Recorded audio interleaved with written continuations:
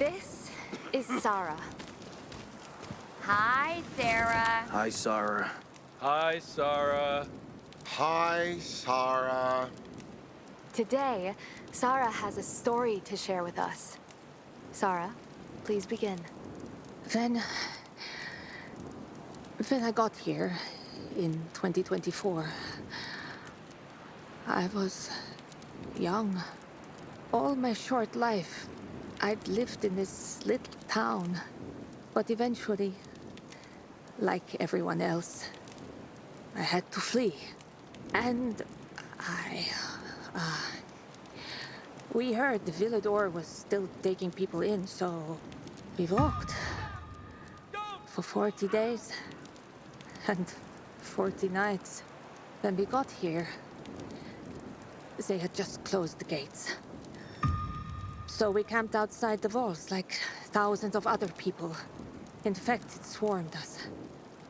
We fought them off with rocks during the day. At night, they got more dangerous. Sometimes a sniper on the walls would have mercy and help. Eventually, some guy showed up. Told us he'd smuggle us in through the sewers. As soon as we got past the wall, he disappeared with all our stuff. Then a patrol caught us. Packed us in a truck, laughing that they were taking us to the mosh pit. That's what they call the refugee camp at the stadium.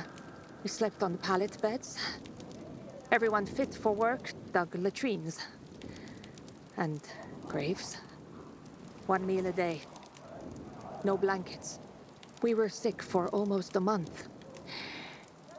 Then Jake got jaundice. Don't know where they buried him. Just me and a 3-year-old son. One night, power went out in the entire stadium. Black as the grave. There were 15,000 people there, without UV light. Panic broke out. I took Ben and started to run. We fought through the crowd. And then I heard noises, like fireworks. People started to point at something. I looked and saw some buildings spewing this yellow cloud. And these things flying over the city like giant bees. Black Monday. January 6th, 2025. They started dropping chemical bombs, that yellow dust everywhere. The whole camp started to run. I got knocked to the ground and I lost track of Ben. I was screaming his name, but the crowd was so thick. I remember people pushing me into the street. I remember the smell of fear filling the air. The sky covered in a yellow haze. I blacked out. I woke up at dusk, alone, on an empty roof, between mangled bodies. I heard the infected feeding on corpses. I thought I would never see my son Ben again. I searched corpses for a week, looking for the body of my 3-year-old son.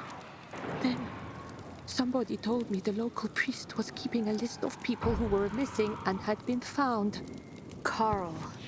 Turned out that Ben had been found by a couple in the stadium crowd when we were pushed into the street. It's okay, hun. Let it out. When I found him, I thought I would die from joy. We had survived. That's what mattered. We survived.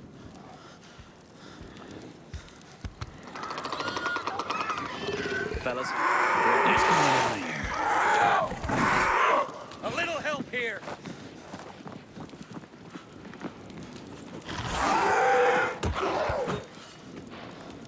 Don't bother me.